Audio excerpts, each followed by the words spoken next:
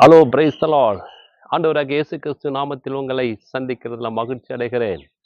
இன்றைக்கு உங்களை யாரோ மறந்து போயிட்டாங்க, யாரோ உங்களை தள்ளி வச்சுட்டாங்க, யாரோ உங்களை ஒதுக்கிட்டாங்க.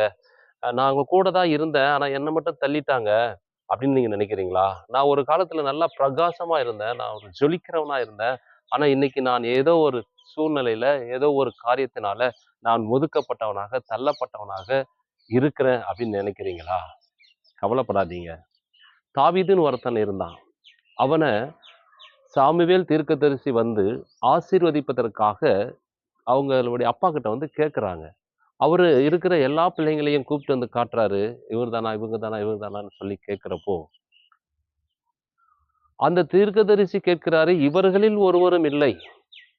நான் தேடுகிற, கர்த்தர் தேடுகிற இன்னொருவர் உங்க வீட்ல இருக்கணுமேன்னு சொல்லி கேட்கும்பொழுது தான், அவங்க அப்பாவுக்கே நினைவு வருகிறது. ஆமா, நம்மகிட்ட ஒரு சின்ன பையன் இருக்கிறான். இவனாமா இவனலாமா தேடுவாங்க, இவனலாமா அபிஷேகம் பண்ணுவாங்கன்னு சொல்லி அவர் அசட்டையா நினைத்திருந்தார். அந்த மகன நினைச்சு கூட பார்க்கல. எங்கேயோ ஒருத்தன் அவன் இருப்பான், எங்கேயோ கோலி விளையாண்டுட்டு இருப்பான், எங்கேயோ ஆடு மேய்ச்சிட்டு இருப்பான்னு சொல்லி அவன ஓரங்கட்டி வைத்திருந்தார் அவங்க அப்பா கூட. இன்னைக்கு உங்க அப்பா கூட உங்கள ஓரங்கட்டலாம். உங்க பெற்றோர்கள் கூட உன்னை தள்ளி வைக்கலாம். உன்னுடைய உற்றார் உறவினர்கள் கூட இவன்லாம் ஒரு ஆளான்னு சொல்லி உங்கள ஒதுக்கி வைக்கலாம். அந்த தீர்க்கதரிசி கேட்கிற பொழுது, ஆமா எனக்கு இன்னொரு மகன் இருக்கிறான்னு சொல்லி அவங்க அப்பா சொன்னப்போ, அவன அழைச்சிட்டு வாங்கன்னு சொல்றாங்க. அழைச்சுக்கிட்டு வந்தாங்க.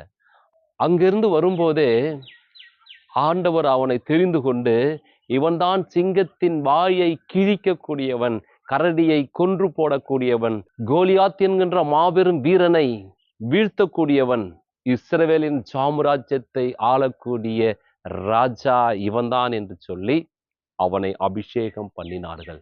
அல்லேலூயா. என் பிரியமானவர்களே, உங்களை இன்றைக்கு யாராவது ஒதுக்கி வைத்திருக்கிறாங்களே என்று நீங்க சொல்லி வேதனைப்படாதீங்க. அவர்களுக்கு முன்பதாக, அந்த சகோதரர்களுக்கு முன்பதாகவே தாவீதை உயர்த்தினார் அல்லவா?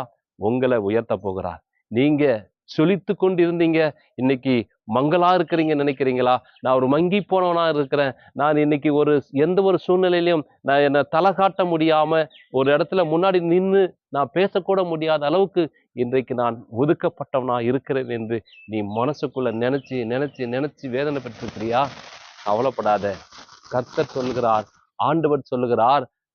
சங்கீதம் 115 அதிகாரம் 12 வசனம் சொல்கிறது, கர்த்தர் உன்னை நினைத்திருக்கிறார். அல்லேலூயா. கர்த்தர் நம்மை நினைத்திருக்கிறார், அவர் ஆசீர்வதிப்பார். வசனம் தெளிவாக சொல்லுகிறது, கர்த்தர் அவர் நினைத்திருக்கிறார். இந்த மனுஷன் மறந்து போறதை பத்தி கவலைப்படாதீங்க. இந்த மனுஷன் ஒதுக்கி தள்ளினான்னு சொல்லி கவலைப்படாதீங்க. உன்னையும் என்னையும் தெரிந்து கொண்டவர் கர்த்தர். உன்னையும் என்னையும் அழைத்தவர் ஆண்டவர். உன்னையும் என்னையும் தாயின் கருவில் உருவாவுக்கும் முன்னே அவர் தெரிந்து கொண்டவர். அவர் உன்னை கைவிடுவதில்லை. இந்த சூழ்நிலைகள் எல்லாம் மாறிப்போங்க. இன்னைக்கே இப்பொழுதே மாறக்கூடிய சூழ்நிலைகள், உன் சூழ்நிலைகள் மாறும், உன் பிரச்சனைகள் மாறும். தள்ளி விட்டவர்களுக்கு முன்பாக, ஒதுக்கினவர்களுக்கு முன்பாக உன்னை உயர்த்த போகிறார். தாவீதை உயர்த்தின தேவன் உன்னையும் உயர்த்த போகிறார். கவலைப்படாதே, கண்ணீர் வடிக்காதே, கலங்கி நிற்காதே. எழுந்து வா, எழுந்து வா. உன் சூழ்நிலைகள் மாறும், உன் பிரச்சனைகள் மாறும். அவர் உன் கண்ணீரை துடைத்து உன்னை நிலைநிறுத்துவார், மறுபடியும் உன்னை கட்டுவார், மறுபடியும் உன்னை எழுப்புவார். அவர்தான் வல்ல தேவன், அவர்தான் ஆசீர்வதிக்கிறவர். அவர் உன்னையும் என்னையும் நினைத்திருக்கிறார். அவர் உன்னையும் என்னையும் ஆசீர்வதிப்பார். God bless you. எழுந்திரு மகனே. God bless you.